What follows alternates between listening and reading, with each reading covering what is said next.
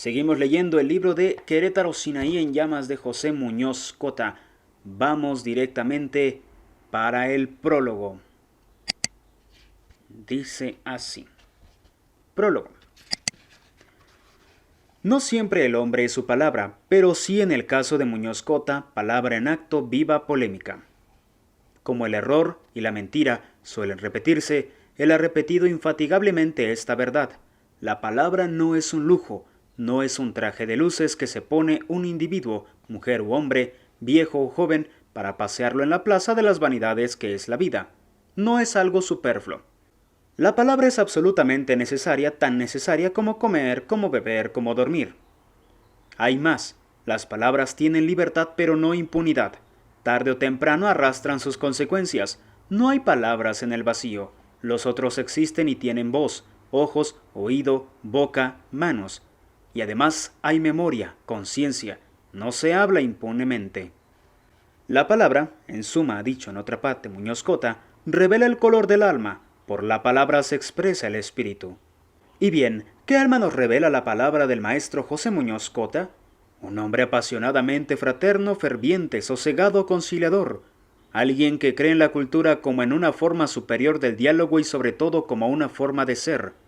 No una simple acumulación inútil o deslumbrante de saberes. Un buen hombre de otro tiempo, ni mejor ni peor que éste, sino diferente. Un espíritu amoroso, no exento de la reflexión, el examen de conciencia y, en ocasiones, de la crítica verdadera que necesariamente pasa por la autocrítica y desemboca en la creación. Hace poco, en medio de los discursos con las cuentas muy alegres, el maestro tuvo la honestidad y la umbría de decir estas palabras, cito, «Los adultos hemos fracasado a pesar de los esfuerzos realizados porque no les vamos a heredar a los jóvenes ni siquiera la paz. No les hemos dado», enfatizó, «el sentido de la paz y solidaridad humana». Cierra cita. Palabra viva, emocionada, combativa. En sus palabras tiembla el espíritu, por sus palabras habla el alma. Palabras que son flores, que son frutos, que son actos. Querétaro, Sinaí en llamas, publicado por primera vez en 1967, es un recorrido rápido y apasionado por la historia de México.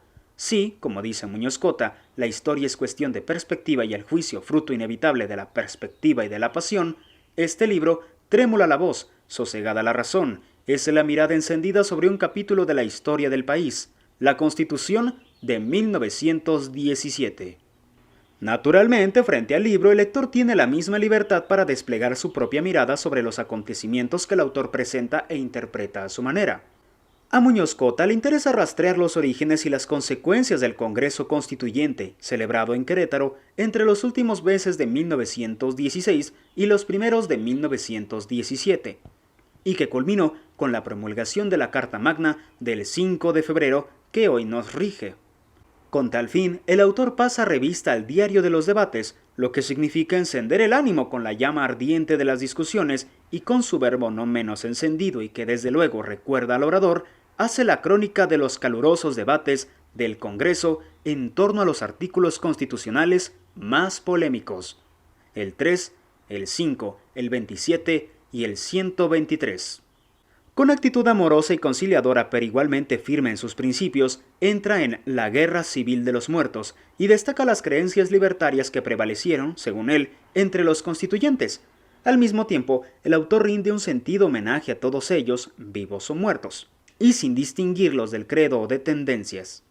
Sobresale, empero, por su firme y clara presencia, el radical Francisco J. Mújica, que andando el tiempo sería brazo y conciencia del presidente Lázaro Cárdenas. Por cierto, y dicho sea de paso, ¿no nos debe Muñoz Cota otro ensayo encendido y lúcido sobre la figura y el régimen de Cárdenas? Podría ser, me atrevo a pensarlo, su testamento político. ¿Acaso más significativo ahora que otro Cárdenas está en la escena política y en el tapete de las discusiones? La Constitución es la base de nuestra vida pública. ¿Cómo se llegó a ella? ¿Por qué? ¿Para qué? Es el objetivo político del ensayo del maestro Muñoz Cota. Quizá valga la pena desgranar algunas de sus ideas que son el alma y sustento de su obra. Cito, «La Constitución es el mar donde se reunieron multitud de ríos. Cientos de caminos se dieron cita en la ciudad de Querétaro en 1917. Tal vez por esto es que la Constitución no aparece como un todo unitario. pero este documento fue base para la paz orgánica.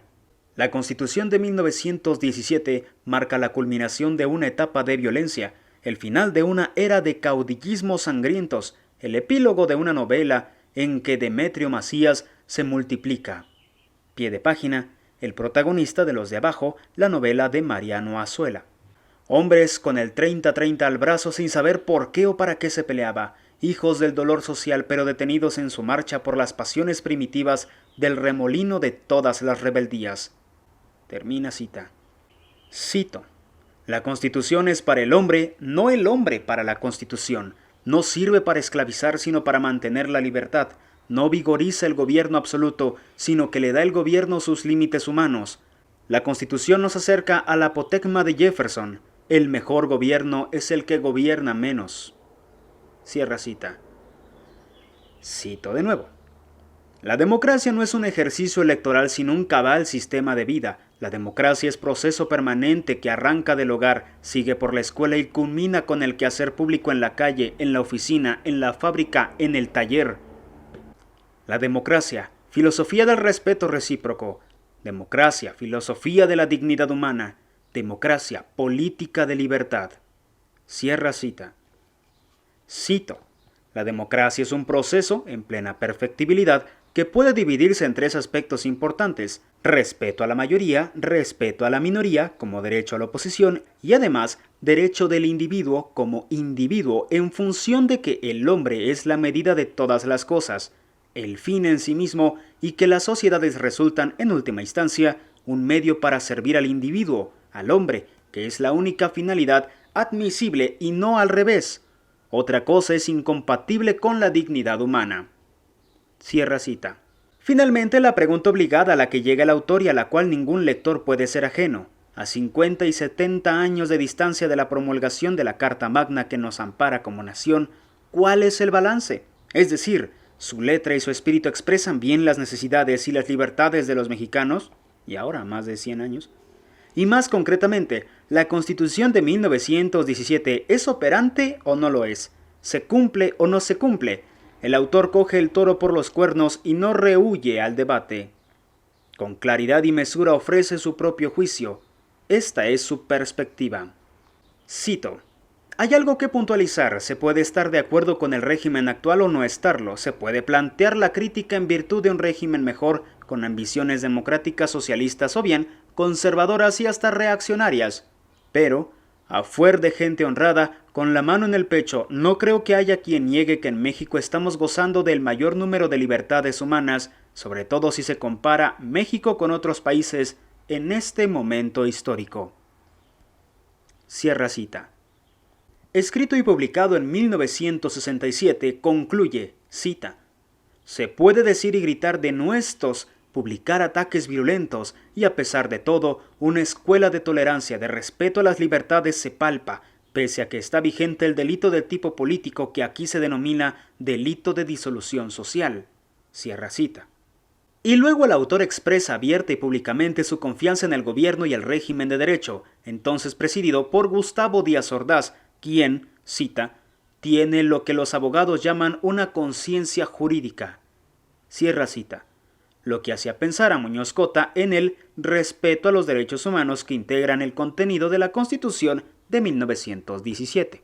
Al año siguiente sucedieron los acontecimientos de 1968. El Estado aplicó a los disidentes políticos el delito de disolución social. El país entero se estremeció. El lector inquieto que cree en la crítica y la autocrítica como elementos fundamentales de la democracia y del carácter individual no pueden dejar de preguntarse: ¿qué pensará hoy Muñoz Cota, 20 años después de escritas aquellas páginas, especialmente las últimas? Personalmente comparto esta convicción del maestro. Cita, «La existencia como problemática constante requiere de la crítica y sobre todo de la autocrítica en forma sistemática». Cierra cita. Esto lo dice en las mismas páginas donde expresa su confianza en un régimen que al año siguiente, hay que decirlo, enfrentó con más autoritarismo que comprensión los sucesos de 1968.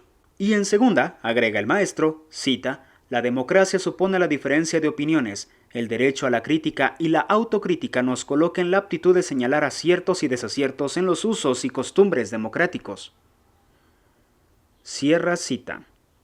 de un lado y del otro, del lado de los gobernantes y del lado de los gobernados, porque los vicios del poder y la ausencia de la honestidad civil, de una actitud crítica y autocrítica, no es algo que sucede nada más allá del otro lado, enfrente, en los otros, con los enemigos.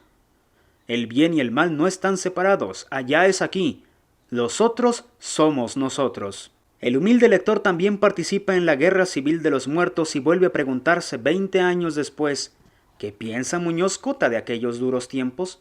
Y de los no menos difíciles que ahora corren. Quien esto escribe otra vez piensa en su honesto y desencantado discurso en el acto de homenaje a los maestros de la juventud mexicana. Si la palabra es fuego, la lengua, ese pequeño órgano, es una chispa capaz de incendiar un bosque, quiere decir que arde, ilumina y se consume.